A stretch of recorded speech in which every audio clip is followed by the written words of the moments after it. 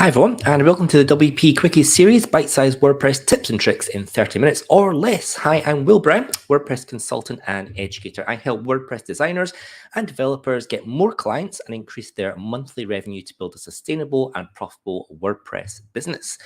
Today, I'm going to be talking a little bit about WordPress hooks, actions, and filters. This is a very basic introductory guide about what these things are. So it's not a full-on dev thing, so don't worry if you're a beginner. I'm not going to go into full on. So it's just a very much brief introduction to this subject. But before we start, make sure you hit all the subscribes and likes buttons everywhere on the social networks. We've got a Facebook group as well, so you can join the WordPress Sydney Meetup Facebook group and continue discussion, or you can ask questions after the video is finished.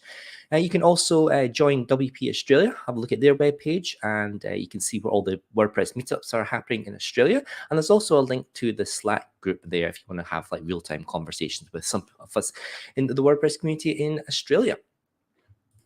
If you're a web developer or designer, and if you create or maintain client websites, this might be of use to you. It's the was.com.au, the website owner's survival guide. So check out that. Check out that website if that's you.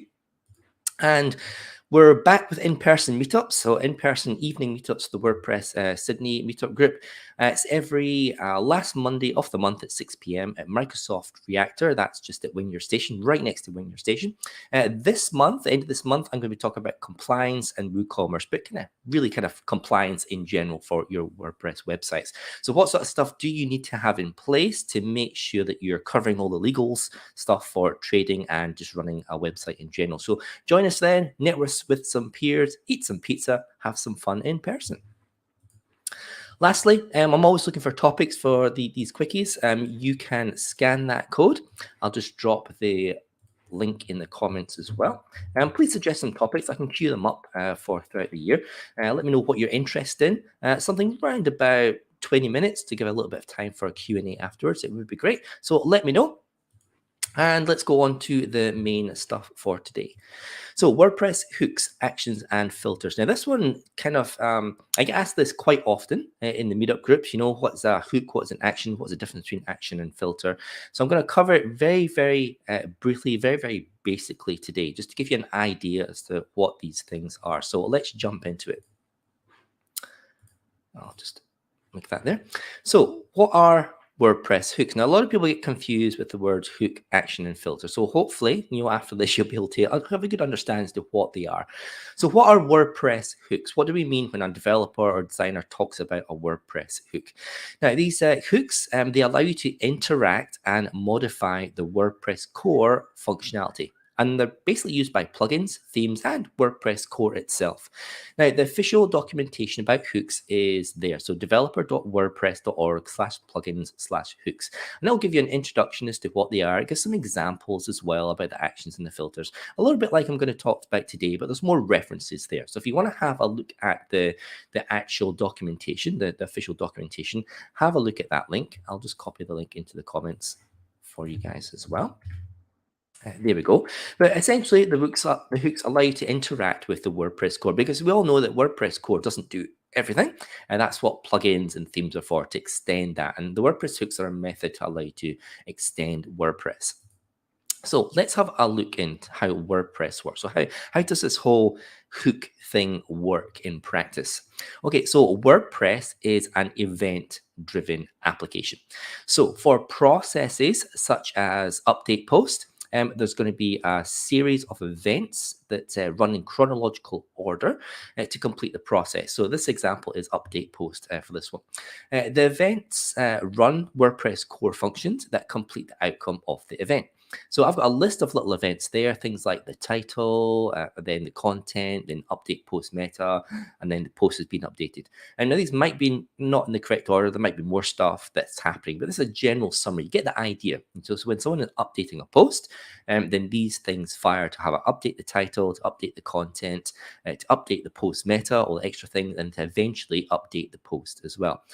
So this is what WordPress is doing. It's running through the first event, then the next event, then the next event, then the next event, and then the last event. And that is a chronological sequence of how WordPress works to do a process. Okay, so as a theme, or a plugin developer, you may want to run your own function before or during one of the events to do something or alter the way that WordPress does something in that particular event, in that particular process. So here on the left-hand side, we've got the WordPress core events it's running. So things like the event, update, post, meta.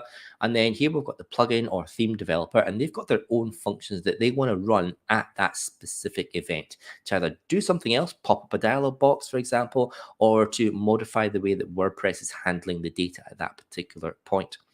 So not all of these functions in a process, not all of these events in the process have hooks associated with them. So you might not be able to hook your function to exactly the point you want it. So not everything is hookable, but most things are. So when these are the hooks. So when there's a hook associated with a particular event or process or function, you can then associate your function with that particular hook. Now, there's a little bit more to that, but that's the essential. That's what's happening. So WordPress is running through, for this example, WordPress hits the top event. It's called the title. So WordPress is looking at the title of your post or page. Now, you can hook into that. That's the actual hook name is called the _ title. You can hook your own function into that to play around with the content of the title, for example. So just say you had a function that was looking for posts that had the word workflow in it and you wanted to email somebody out for that. You could hook your own function into that. So when WordPress is coming down this update post, it fires off the title hook. Then it runs your function, which does whatever it does, scans the title, sends an email out, and that's you hooking your function into that. And the same all the way down. So you can do more complicated things. So for example, when the event is firing the update post meta, you might want to insert new meta. You might want to take the metadata out and play around with it for a little bit and then pass it back to WordPress. But this is the general idea of how hooks work. So we've got your events, you've got your custom functions that the developer has got, and then you want to hook them into parts of the WordPress workflow. Now, more than one function can be added to a particular hook. In fact, usually when you've got lots of plugins or a big theme, then you've got lots of functions that are firing off on one particular hook. And you can assign priorities to your functions, and we'll have a look at that in a second. Okay, now in general, so we've talked about the hooks. That's like the catches that you can associate your function to with the WordPress hook. Now there's different types. There's basically two types of hooks that you can use for WordPress. Let's have a look at them just now. Now, there are actions and there are filters. This is an action. So an action runs a function when that hook is fired by the WordPress core.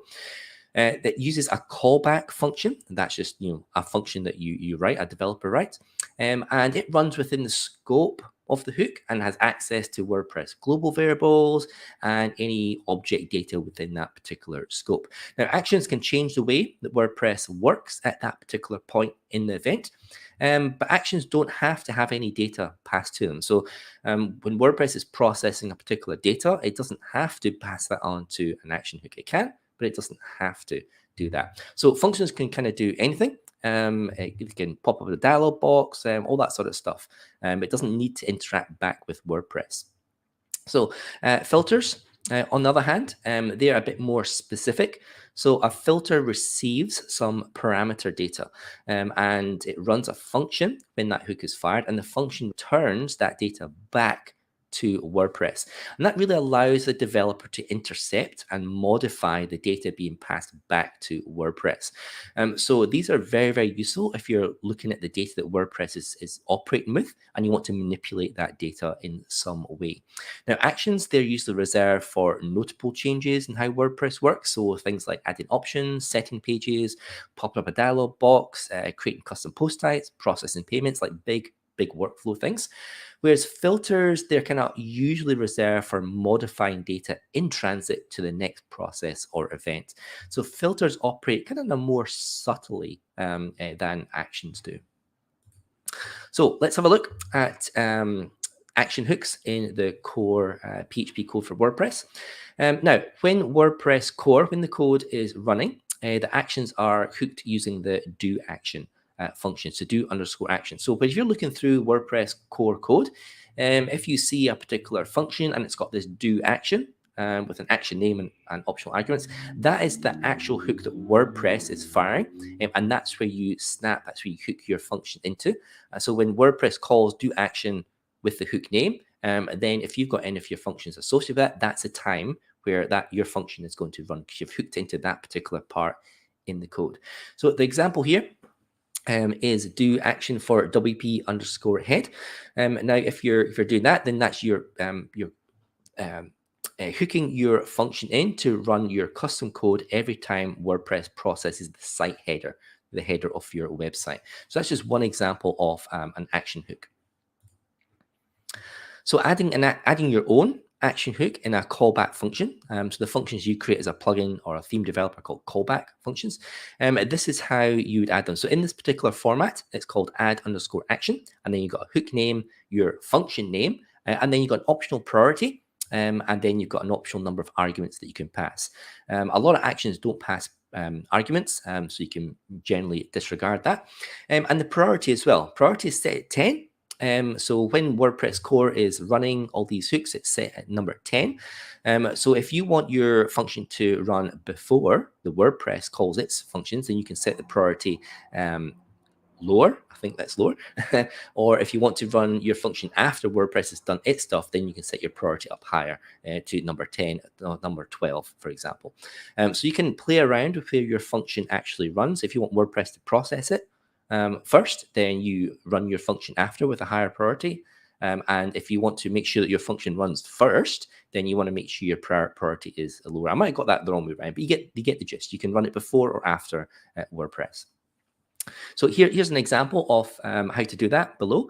So this function, I've got a function called noIndex. All it's doing is it's echoing, it's printing to screen some meta stuff for the header. In this name, it's for a robots, just to tell them not to index and not to follow this particular page. So that's our custom function, which is all in the curly brackets. And then we're using the add underscore action.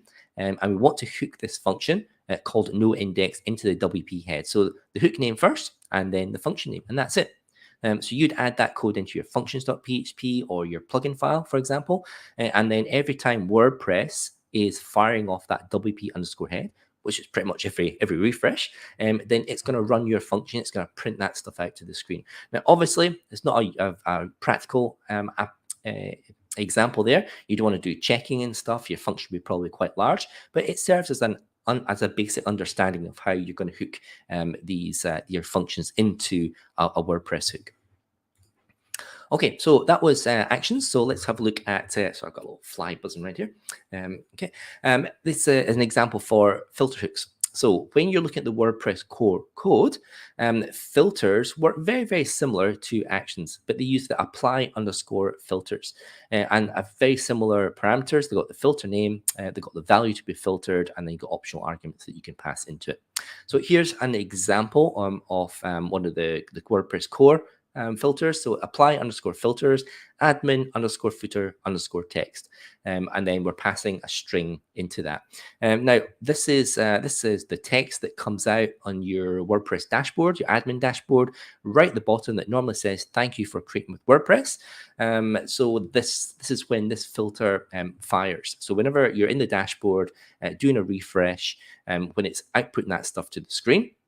In the footer, that's the filter that you're going to use to try and change that string. So thank you for creating WordPress. You can change to something else. So let's have a look at how you might do that. So what you want to do is use the add filter. So add filter and with a hook name, and then your callback function name. And again, we've got a priority, and then we've got a number of arguments as well. And the example here is the example I've given you before. We've created a function called my underscore admin underscore footer underscore text, and we've got a parameter this time. So the filter is passing you that text that says, created with WordPress. So it's passing that text in, and you could manipulate that, but I haven't. All I'm doing just now, I'm returning just a text. So remember that filters return stuff back. It's very important you return back what is given to you. So I'm just returning powered by 0 Point Development. And then underneath that function, I've got add underscore filter, and then we've got the hook name, which is admin underscore footer underscore text, and then the function name.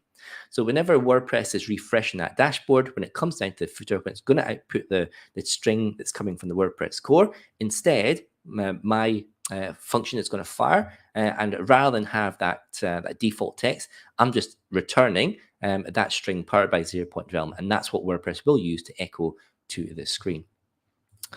Okay, that's it. Very, very quick introduction to actions and filters for those. If you're looking for more information about specific actions and specific filters that WordPress has and when they fire in the core and at what particular times when you can hook your functions in, these are the two best places to go. So they're still in the codex, which is the kind of documentation for developers. So one for actions, and I'll copy that into one for actions and one for filters. And they will tell you all the different actions that you can hook in your WordPress functions, all the different filters and the parameters that the filter passes you so you can manipulate that data. Those are the two best places to go if you're interested in seeing what WordPress has for the filters and for the actions and what sort of hooks that you can do that. So if you are looking to start maybe getting into a little bit of theme development, maybe get into a little plugin development. Definitely one of the things you need to be able to understand is how WordPress hooks work, what the differences are between the actions, that's the big functions, and the filters, that's manipulating data for those. If you have any questions, please pass them into the comments. And while I'm waiting for that, you can connect with me. I'm going to say contact me. You can contact me if you like. You can connect with me. I'm mostly on LinkedIn these days, Will Brown EU, on Instagram as well, sharing some pretty photos, and sometimes on Twitter as well. But please do visit willbrown.com. That's my new website. I'm gearing up some more courses and blog posts and things to help WordPress freelancers and designers kind of build their WordPress business. No questions today. That's all good. It's a nice summary. Hopefully that's come across as an easy way to understand actions and filters and hooks. Next week on WP Quickies, I'm going to be talking about Reset WordPress. So this is a fantastic plugin. It can be a dangerous plugin as well. But if you've been playing around with the WordPress website and you've got posts, media, and all sorts of stuff in the database, and you want to do a clean reset, get rid of everything, start from the beginning, this is how to do it. I'll show you how to do that with a couple of plugins for those. So please join me next week for WP Quickies looking at resetting WordPress. Take care, guys, and I'll speak to you next week.